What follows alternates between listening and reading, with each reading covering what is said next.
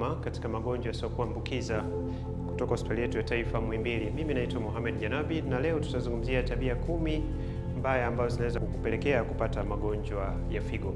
Magonjwa ya figo yamekuwa ni tatizo kubwa sana, tukizungumzia Muhimbili hapa mwaka jana 2023 pekee.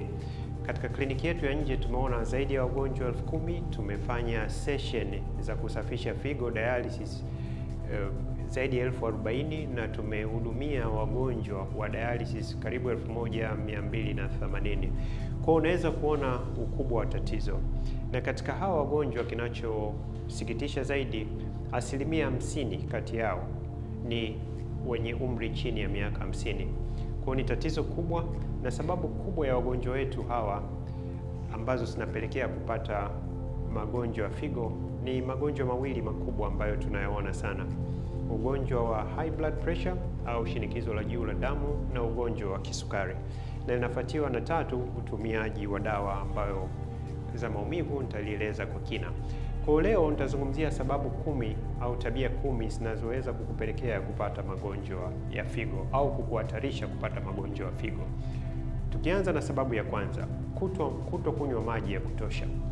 Kwa siku binadamu anatakiwa kunywa kati ya lita 2 mpaka lita 3 kwa siku, kwa sababu figo zinahitaji maji ili kuweza kufanya kazi zake.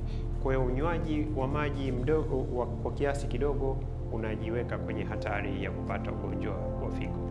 Sababu ya pili, utumiaji mwingi wa chumvi. Chumvi ni muhimu kwa matumizi ya kila siku, lakini inashauriwa kuto kutumia zaidi ya gramu 2. Na kwa sababu gani chumvi inaleta matatizo? Chumvi inazuia maji kutotoka ndani ya mwili, na maji yakipanda yanapelekea wewe kupata hatari ya kupata shinikizo la juu la damu, ambayo shinikizo la juu la damu kama nilivyosema awali pale ni moja ya sababu ya watu kupata matatizo ya figo. Sababu ya tatu ni matumizi ya kupitiliza. Sasa naomba mnielewe vizuri. Sisemi dawa za maumivu Diclofenac, diclofenac na zingine kwamba ni mbaya, lakini matumizi yanapozidi, na hasa kwa wagonjwa wetu wenye matatizo ya mgongo, matatizo ya miguu na kadhalika, utumiaji wa mara kwa mara wa hivi vidonge, na kwa kitaalamu vinaitwa non-steroidal anti-inflammatory drugs, kunaweza kukupelekea kupata matatizo ya figo. So sababu ya 4 inaweza kupelekea kusababisha kupata magonjwa ya figo, najua hii haitanifanya niwe maarufu sana, ni unywaji wa pombe wa kupitiliza. Kwa hiyo kwa wale wanaolazimika kabisa kunywa pombe, ni kwamba kama unakunywa wine ni glasi 1 kwa siku, kama unakunywa bia ni chupa 2 kwa kina baba na 1 kwa kina mama, na lisaa 1 kwa chupa, na kwa vinywaji vikali ni shot 1.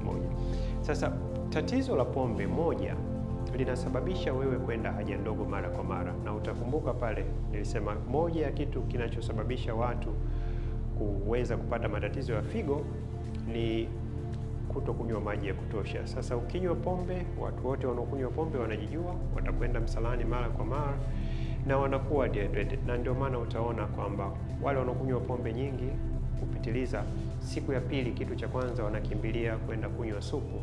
Sio kwamba supu ina matibabu yote, wanarudisha tu maji yale. Kwa hiyo haina tofauti ya kunywa supu au kunywa maji, ni maji mengi unapoteza, ambayo yanaweza kukuashiria kupeleka kwenye matatizo.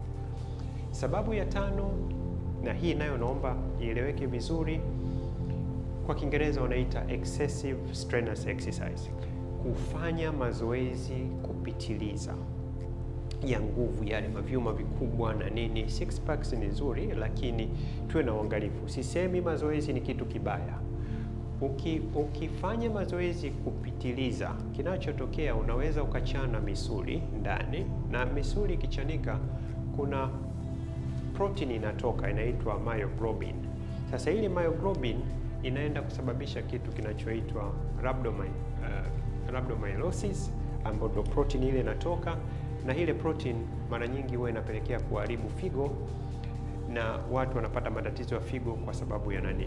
Na dalili zake kutizama, utaona kwamba misuli inauma sana au imekuwa dhaifu, na hata wengine inafikia kwenda wakienda haja ndogo, inatoka haja ndogo yenye rangi kama ya soda ya Coca-Cola.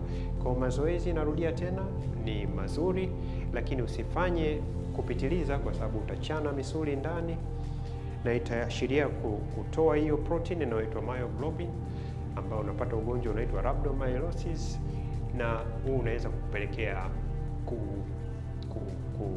kupata matatizo ya figo. Na naongelea kufanya mazoezi ya kutopitiliza, ni kwa kunyanyua vyuma vizito sana kuliko uwezo wako na kufanya kwa muda mrefu zaidi. Kwa mazoezi ni kitu kizuri. Siku zote huwa nashauri watu kutembea hatua 10,000 kwa siku, lakini hata ukifanya mazoezi haya mengine kwenye gym, tafadhali fanya kwa tahadhari. Sababu ya 6 inaweza kukupelekea kupata matatizo ya figo ni utumiaji wa dawa za kulevya. Whether ni sindano umetumia, heroin, cocaine, bangi na kadhalika. Hii inaharibu mishipa ya damu, na once ikishaharibu mishipa ya damu inapelekea kuharibu hata mishipa ya kwenye figo, ambayo itakupelekea kwenda kupata. Kwa hiyo madawa ya kulevya ni tabia ya 6 mbaya ambayo inaweza kukupelekea kupata matatizo. Sababu ya 7, kutumia vyakula vyenye sukari nyingi sana. Na hivi vyakula nini vinakupelekea kupata nani? Kwanza, hivi ambavyo vimesindikwa au processed foods vinakupelekea wewe kuongezeka uzito, unakuwa mzito, obese, ambayo inakupelekea kupata either shinikizo la juu la damu au kupata kisukari, ambacho wote tunajua kitakupelekea kupata changamoto ya tatizo la figo. Mtakumbuka vizuri pale mwanzo nilisema sababu kubwa 2 tunazoziona zinazosababisha matatizo ya figo ni high blood pressure, shinikizo la juu la damu, na kisukari. Kwa hiyo ulaji wa vyakula vingi vya kusindika na utumiaji wa sukari unakupeleka kule kuashiria kupata. Sababu ya 8 ni uvutaji wa sigara.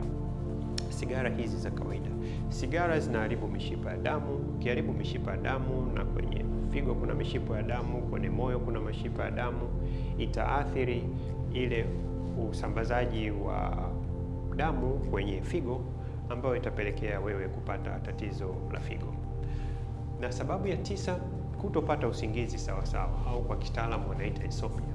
Sasa figo zetu zinategemea sana, kuna kitu kinaitwa sleep wake cycle, yaani unatakiwa kulala na kuamka kwa taratibu zile. Sasa hii inasaidia ufanyaji kazi wa figo. Sasa kutolala sawa sawa na kwenyewe ni moja ya sababu inaweza kukupelekea kupata tatizo la figo. Na sababu ya mwisho ya 10 ni ulaji mwingi wa kupitiliza wa nyama, na nyama unarudi kule kule kama kwenye misuli. Ule wekundu wa nyama tunaouona kwenye nyama zetu ni kwa sababu ya yale madini niliyoyaita myoglobin, ambayo kila kwa wingi ile protein inaweza kuathiri figo. Ulaji wa nyama wa kupitiliza, na wote tunajua, na ndio maana mnasikia kwa zingine tunashauri baadhi ya wagonjwa kupunguza nyama nyekundu kwa sababu ile myoglobin nyingi. Hii inafanya damu iwe katika fomu ya tindikali, acidity, ambayo kuiondoa ile acid kwenye damu inakuwa shida, na pale ndo figo zinapoathirika. Kwa hizi ni sababu 10 ambazo zinaweza kukupelekea wewe kupata matatizo ya figo, na kwa Kiingereza tunaita risk factors to get kidney disease. Asante.